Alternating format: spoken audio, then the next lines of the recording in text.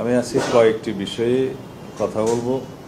প্রথমত, জুলাই জাতীয় সনদ, যেটার খসড়া আমাদের কাছে প্রত্যেক রাজনৈতিক দলের কাছে জাতীয় ঐকমত্য কমিশনের কাছে প্রেরণ করা হয়েছে সেই বিষয়ে, এবং জাতীয় ঐকমত্য কমিশনের যে এই পর্বের আলাপ আলোচনার মধ্য দিয়ে যে সমস্ত বিষয়ে ঐকমত্য প্রতিষ্ঠিত হয়েছে সেই বিষয়গুলো নিয়ে, এবং আরেকটি বিষয় আপনারা জানেন যে আগামী 5 তারিখে মাননীয় প্রধান উপদেষ্টা জুলাই ঘোষণাপত্র পাঠ করবেন মানিক মিয়া বিনিয়োগ।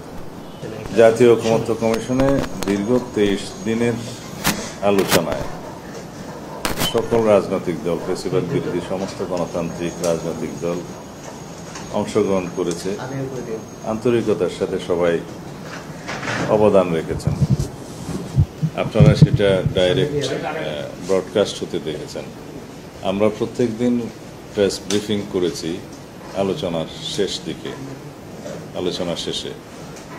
তাতে এই পর্যন্ত 6টি সংস্কার কমিশনের রিপোর্ট নিয়ে আলোচনা হয়েছে। প্রথম পর্বের আলোচনা জাতীয় সংসদে এলডি হলে সবার সাথে আলোচনা হয়েছে। ওই আলোচনাটা অনেক দীর্ঘ ছিল। আমরা অনবরত 3 দিন ওখানে গেছি। অন্যান্য দলও প্রত্যেকেই 1 দিন 2 দিন 3 দিন করে ক্ষেত্রমতে প্রয়োজনীয় সময় ধরে আলাপ আলোচনা করেছেন।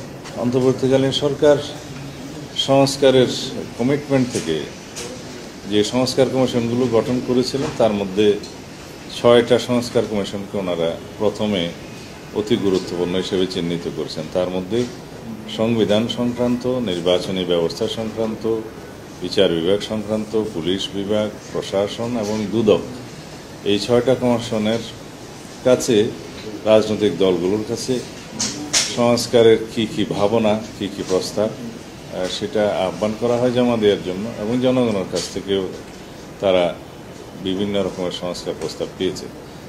আমরা আমাদের দলের পক্ষ থেকে বিস্তারিত লিখিতভাবে সকল সংস্কার কমিশনের কাছে আমাদের প্রস্তাব প্রেরণ করেছিলাম। তারপরে সেই সংস্কার প্রস্তাব সমূহকে আমলে নিয়ে এবং সমাজের বিভিন্ন শ্রেণী পেশার এবং জনগণের কাছ থেকে বিভিন্ন রকমের সংস্কার প্রস্তাব তারা যেটা পেয়েছেন সেগুলোর উপরে ওনারা চর্চা করে সংস্কার রিপোর্ট প্রণয়ন করে সরকারের কাছে হস্তান্তর করেছেন। পুস্তক আকারে সেটা আমাদের কাছে প্রদান করা হয়েছে, আপনারাও নিশ্চয়ই পেয়ে থাকবেন। সেটা প্রায় সংবিধান সংস্কার সংক্রান্ত রিপোর্টটি 5টা ভলিউমে প্রায় 1000 পৃষ্ঠার মতো হবে। অন্যান্য সংস্কার প্রস্তাবগুলো আমরা একটা খণ্ডেই পেয়েছি। সেগুলোর উপরে আমরা বিস্তারিত চর্চা করে আমাদের দলের পক্ষ থেকে আমরা দফাওয়ারি প্রত্যেকটা সুপারিশের বিপরীতে আমাদের মতামত আমরা প্রেরণ করেছিলাম। তার প্রেক্ষিতে এবং অন্যান্য রাজনৈতিক দলেরও সেই একই রকম তাদের জবাব বা সুপারিশগুলোর বিপরীতে তাদের মতামত তারা জমা দিয়েছে। এগুলো সব কম্পাইল করে তার উপরে আলোচনা করে ওনারা একটা পর্যায়ে দ্বিতীয় পর্বের আলোচনা শুরু করেছেন, এবং সেখানে সংস্কার প্রস্তাবগুলোর সকল প্রস্তাবগুলো নিয়ে আলোচনা হয়নি। মূলত 19টা মৌলিক বিষয় নিয়ে তারা প্রধানত আলোচনা করেছেন। আমার হিসাব মতে সেখানে 20টা হয়, কারণ স্বাধীন পুলিশ কমিশন গঠনের বিষয়টি তারা হয়তো 19টার মধ্যে রাখেননি, সেই হিসাবে ওনারা 19টা চিহ্নিত করেছেন।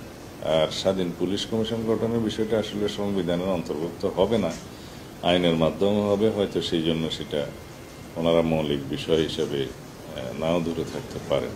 তবে আমার হিসাব মতে সেটা সহ 20টা হয়। এই 20টা বিষয়ের উপরে আলোচনা আনতে দীর্ঘ আলোচনার পরে আমাদের হিসাব মতে 19টার মধ্যে 7টা মৌলিক সংস্কার বিষয়ে আমরা কিছু নোট অফ ডিসেন্ট দিয়ে একমত হয়েছি, এবং 12টিতে সরাসরি আমরা একমত হয়েছি সংস্কার কমিশনের রিপোর্টে। এই দাঁড়ালো 19টা। তারপরে পুলিশ কমিশনের বিষয়টা তো বললাম, সেটা সহ 20টা। এখন যে 7টিতে আমরা নোট অফ ডিসেন্ট দিয়েছি সেটা খুবই সামান্য মত পার্থক্য। এখানে বলা হয়েছে যদি আমরা ম্যান্ডেট প্রাপ্ত হই তাহলে আমরা এই নোট অফ ডিসেন্ট অনুসারে আমরা আমাদের সংস্কারগুলো সম্পন্ন করব। সেই হিসাবে সকল বিষয়ে ঐকমত্য হয়েছে বলা যায়। হয়তো আমরা একটি বিষয়ে নোট অফ ডিসেন্ট দিয়েছি, হয়তো অন্য একটা দল অন্য একটা বিষয়ে নোট অফ ডিসেন্ট দিয়েছি, সেরকম প্রভিশনটা রাখা হলো আমাদের আলোচনার প্রেক্ষিতে।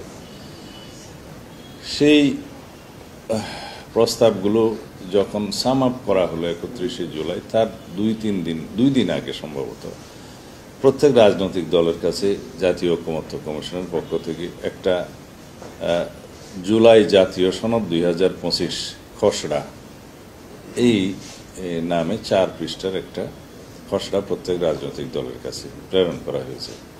আমি দেখেছি সেটা পত্রিকাতেও প্রকাশিত হয়ে গেছে, বিভিন্ন সোশ্যাল মিডিয়াতেও দেখেছি। এটা ভালো, যাতে জাতি জানুক যে কি প্রক্রিয়া, কি কি বিষয়ে ঐকমত্য হচ্ছে।